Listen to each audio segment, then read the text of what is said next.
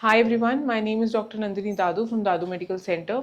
Female hair transplant को लेके काफ़ी ज़्यादा क्वेरीज रहती हैं कि क्या फीमेल्स में भी हेयर ट्रांसप्लांट होता है, और होता है तो क्या इंडिकेशंस होती हैं। इसीलिए आज मैं आपके सामने एक केस लेके आई हूँ। आज हमारे साथ हैं Disha, who is 39 years old, and इनको काफ़ी टाइम पहले अपने स्कैल्प पर डेंसिटी लॉस दिखने लग गया था।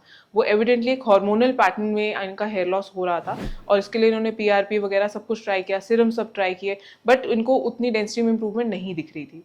तो मैं जैसे कि हमेशा कहती हूँ कि पीआरपी या कोई भी आप रिस्टोरेटिव थेरेपी यूज़ करते हो तो तब ज़्यादा रिजल्ट दिखाएगी जब वहाँ पर फॉलिकल्स प्रेजेंट होंगे, यानी कि बालों की रूट वहाँ पे होगी, तब जाके उनको स्ट्रेंथन करेगी या उनके उगने में मदद करेगी।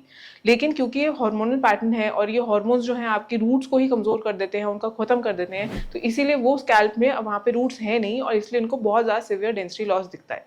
फीमेल्स में अगर मैं आपको बताऊँ तो एक बहुत पर्टिकुलर पैटर्न होता है कि अगर आप देखोगे कि हेयरलाइन पीछे नहीं जाती जैसे मेल्स में जाती है, लेकिन यहाँ आप देखो पूरा वाइडनिंग ऑफ आपकी हेयरलाइन हो जाती है। ये यहाँ पे डेंसिटी लॉस होने लगता है, डिफ्यूज पैटर्न रहता है।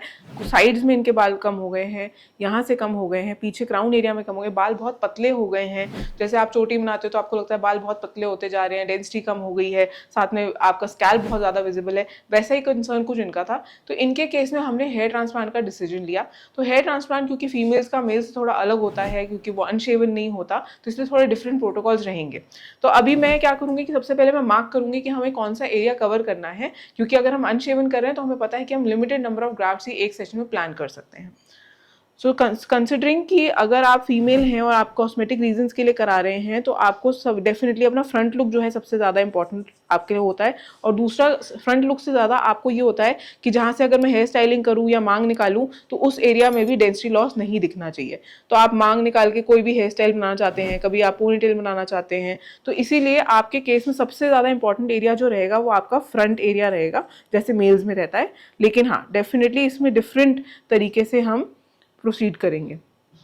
तो अभी मैं सबसे पहले वो एरिया मार्क कर रही हूँ जो मुझे पता है कि इनको बॉदर करता है, और साथ में इनको डेंस यहाँ पर ग्राफ लगते ही इनका लुक पूरा चेंज हो जाएगा, and she will get back the confidence that she needs. तो अभी हम मार्क करते हैं। इस हिसाब से, मेरे हिसाब से हम 2500 ग्राफ्स इतने एरिया में प्लेस करेंगे तो इनका फ्रंट बहुत अच्छा हो जाएगा, हैवी हो जाएगा। इनको बाल जैसे बनाने हैं वैसे बना सकती हैं। अगर ये यहाँ से मांग निकालेंगी तो भी हमने कवर कर लिया, अगर ये इधर से मांग निकालेंगी तो भी, प्लस अगर ये ऐसे रखना चाहती हैं तो भी ये जो स्कैल्प अभी खाली दिख रहा है ये नहीं दिखेगा।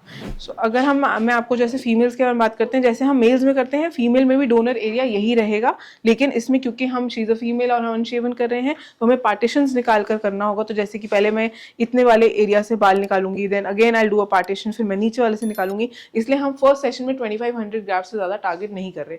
मे बी 2500 करने के बाद इनको लगे कि हाँ, मेरा रिजल्ट इतना अच्छा है कि अब मेरे को दोबारा कराने की जरूरत नहीं है, या हो सकता है कि 6 महीने बाद जब डोनर एरिया हील कर जाए तो हम दोबारा एक सेशन कर सकते हैं, जिसमें हो सकता है हमें फिर से 1500 के आसपास ग्राफ्ट मिले, जो कि इनके क्राउन एरिया में डेंसिटी के लिए इंप्रूवमेंट हो। So this is going to be an interesting case. I hope ये इन्फॉर्मेशन आपको अच्छी लगी, and keep following us. Thank you.